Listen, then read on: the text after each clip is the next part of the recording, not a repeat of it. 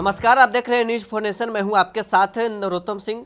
चुनावी दौर से बिहार गुजर रहा है। अक्सर हम लोग चर्चा करते हैं, एक सीट को लेकर भी हमने चर्चा की है, लेकिन आज हम हॉट सीट सिवान पर चर्चा करने वाले हैं।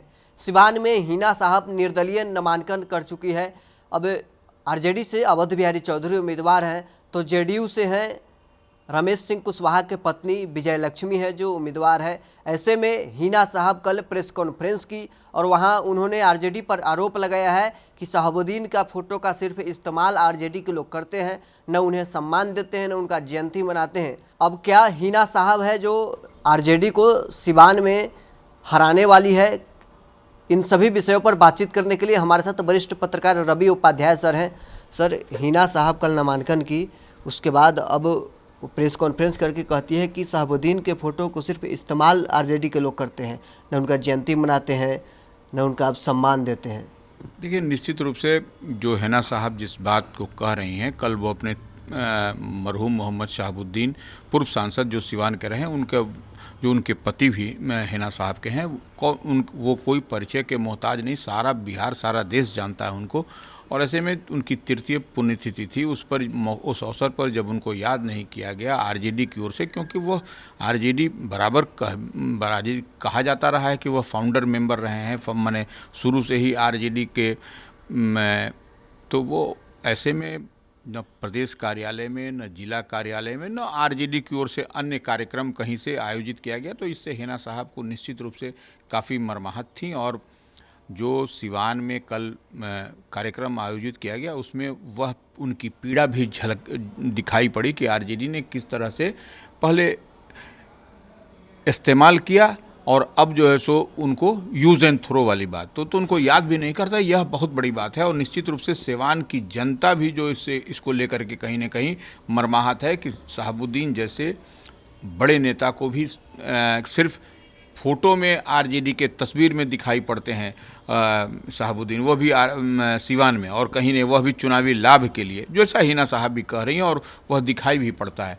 तो ऐसे में निश्चित रूप से जो नाराज़गी हिना साहब की है वह स्पष्ट रूप से वहाँ के सिवान की जनता में भी है, जो शहाबुद्दीन के चाहने वाले लोग हैं वह। और शहाबुद्दीन के चाहने वाले आप देखिएगा कि जो जितने अल्पसंख्यक हो न हो, लेकिन उससे कहीं ज़्यादा सवर्ण समाज में उनकी पकड़, उनकी पैठ शहाबुद्दीन की रही। तो वही जो है सो लिगेसी, वही जो है सो हिना साहब के साथ भी है।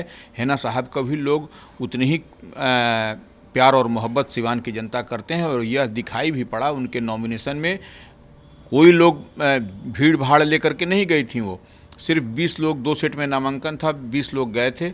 और 20 लोग में वह जो दिखा कि उनके साथ में जो सनातन अपने आप को सनातनी लोग उनके साथ में जिस तरह से गमछा ओढ़ करके गए थे, जो सनातन का प्रतीक जो गमछा होता है, वह भगवा, वह ओढ़ करके लोग गए थे, पीला गमछा ओढ़ करके। तो वैसे में, और उससे पहले नॉमिनेशन से पहले जिस तरह से विघ्नहर्ता गणेश की पूजा पूरी तरह से बदले बदले नजर आ रहे हैं हिना साहब। नहीं, बदले बदले नहीं, हिना साहब का तो वह शुरू से यह है, वो सब धर्म को लेकर के चलने वाली हैं। वो ऐसा नहीं है हिना साहब को कोई ये तो माने हम कह रहे हैं कि विघ्नहर्ता, हम लोग सनातन में क्या होता है कि माने कोई भी शुभ काम करिए तो उससे पहले जो है सो गणेश भगवान की पूजा होती है।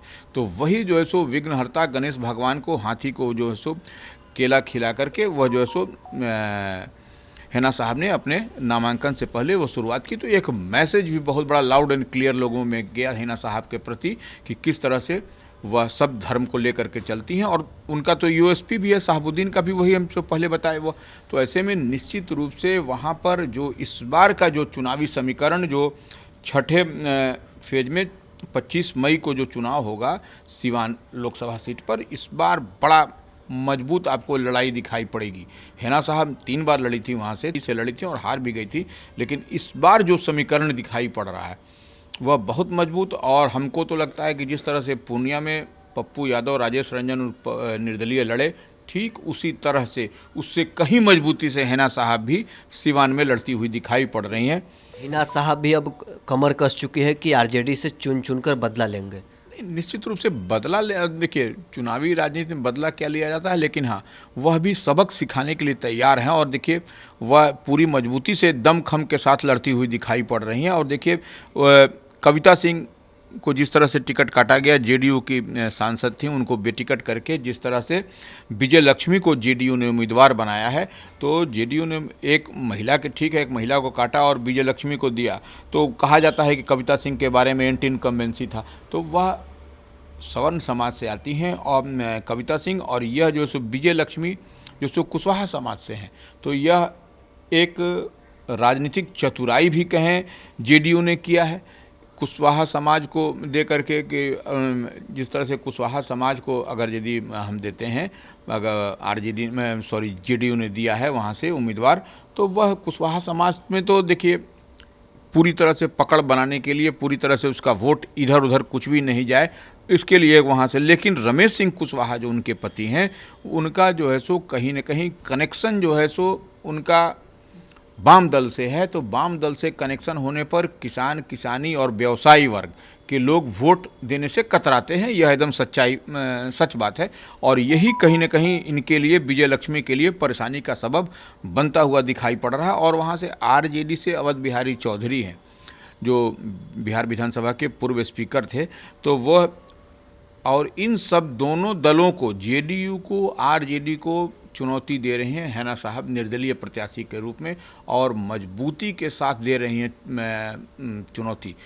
जितने आप जैसे सिवान में जो न्यूज़ फॉर नेशन की जो ग्राउंड जीरो से रिपोर्ट आ रही है, उसमें हैना साहब का अभी बहुत एज दिखाई पड़ रहा है। हालांकि छठे चरण में चुनाव है, 25 मई को चुनाव होना है, बावजूद इसके जो तैयारी, जो सिवान की जनता तो इस बार कह रही है कि हैना साहब को हमको जिताना है, निर्दलीय जिताना है। जिस तरह से पप्पू यादव के बारे में पूर्णिया की जनता कह रही थी कि हम लोग चुनाव लड़ रहे हैं, पप्पू यादव चुनाव नहीं लड़ रहे हैं, इसी तरह से सिवान की जनता इस बार यही कह रही है कि हैना साहब चुनाव निर्दलीय नहीं लड़ रही हैं, सिवान की जनता उनके साथ लड़ रही है चुनाव। तो यह एक बड़ी बात देखने को मिल रही है कि हैना साहब जो है सो मजबूती के साथ उनके समर्थन में सिवान की आम आवाम जो है सो खड़ी दिखाई पड़ रही है। सिवान का जो जातीय समीकरण है वो क्या कहता है, हिना साहब के पक्ष में है? देखिए, जातीय समीकरण हैना साहब जब निर्दलीय चली आई तो हम सिंपल एक लाइन में समझने वाली बात है, जेडीयू प्रत्याशी के जो बैकग्राउंड है वह वाम दल का बैकग्राउंड है। हम शुरू में कहें तो वाम दल के बैकग्राउंड से आने वाले पर देखिए किसान, किसानी लाल झंडा गाड़ते हैं, उनसे दूर रहता है, नंबर एक। नंबर दो बात कि उतना ही नहीं, व्यवसायी वर्ग भी जो है सो उनसे दूर रहता है। और हैना साहब का जो यूएसपी है उनके पति का, उनके परिवार का, वह है सबको साथ लेकर के चलने का। तो वह जिस समाज से आती हैं उसके बारे में तो कहना ही नहीं है, लेकिन वो जो यूएसपी है हैना साहब की, वह बड़ी यूएसपी है और लीगेसी मोहम्मद मरहूम शहाबुद्दीन की है। तो ऐसे में निश्चित रूप से आप जो है सो देखिएगा कि हैना साहब इस बार जो आपकी रिपोर्ट है, जो न्यूज़ फाउंडेशन की रिपोर्ट है, उसमें हैना साहब मजबूती से चुनाव लड़ने के साथ साथ उनको आम आवाम का भी जन समर्थन सिवान में मिलता हुआ दिखाई पड़ रहा है। पिछला बार कविता सिंह को वहाँ से टिकट दिया गया, राजपूत समाज से है, इस बार उनका टिकट काट लिया गया। क्या जो राजपूत समाज और फॉरवर्ड समाज का जो वोट है हिना साहब को मिल सकता है? देखिए, हिना साहब तो हम तो कह रहे हैं कि जो हैना साहब को सवर्ण समाज का वोट मिलेगा, इसलिए मिलेगा क्योंकि देखिए मोहम्मद शहाबुद्दीन के साथ में जो वहाँ का शुरू से ही सवर्ण समाज मजबूती के साथ खड़ा रहा है, क्योंकि शहाबुद्दीन वाम दल से हमेशा वहाँ पर माले से लड़ते रहे हैं। तो ऐसी परिस्थिति में उनके साथ में, हैना साहब के साथ में वह रहेगा। और जो कविता सिंह का टिकट काटा गया है, तो ऐसे में खासा बड़ी नाराज़गी है राजपूत समाज के वोटरों में। वही नहीं, राजपूत समाज नहीं, वो अपर कास्ट के वोटर में, सवर्ण समाज के वोटरों में बड़ी नाराज़गी है कि देखिए काट दिया गया और माने हम लोगों को सीट नहीं दिया गया। तो यह अंदर करंट है ये, और यही चीज़ आपको हैना साहब के साथ में जुड़ता हुआ दिखाई पड़ रहा है, जो बहुत मजबूती के साथ में हैना साहब लड़ती हुई दिखाई पड़ रही हैं। आरजेडी से अवध बिहारी चौधरी हैं, यादव समाज से आते हैं। पप्पू यादव पूर्णिया में निर्दलीय उम्मीदवार थे, चुनाव लड़े, हिना साहब का मौन समर्थन वहाँ मिलता रहा उनका। पप्पू यादव ने भी अब सिवान आकर प्रचार करने का ऐलान किया है। क्या यादव समाज के जो वोटर हैं उसमें भी संधमारी हिना साहब कर पाएगी? नहीं, देखिए पप्पू यादव तो निश्चित रूप से वहाँ कैंप करेंगे। पप्पू यादव ने पहले ही कहा था कि हम जो सो हेना साहब के समर्थन में जाएंगे, और हेना साहब का समर्थन करना पप्पू यादव के लिए अंडर करंट हुआ चुनाव में, इसमें कहीं कोई दिक्कत नहीं है। वो मुस्लिम वोट इधर से उधर नहीं हुआ पूर्णिया में, तो ये इस बार पप्पू यादव भी उनके लिए आएंगे। और पप्पू यादव का आना, पप्पू यादव का मैसेज आना ही यही जो है सो अवध बिहारी चौधरी के लिए, आरजेडी के लिए परेशानी का सबब होगा। क्योंकि आरजेडी में देखिए पप्पू यादव को जिस तरह से बेटिकट किया गया, वह भी एक अंडर करंट है वहाँ यादव समाज के बीच में। तो ऐसे में निश्चित रूप से यादव समाज भी हेना साहब के साथ मजबूती के साथ खड़ा है। और ऐसे भी माने हेना साहब का जो काम करने का तरीका, सलीका, वह यादव के लिए, यादव लोग उनके साथ मजबूती से खड़ा भी है।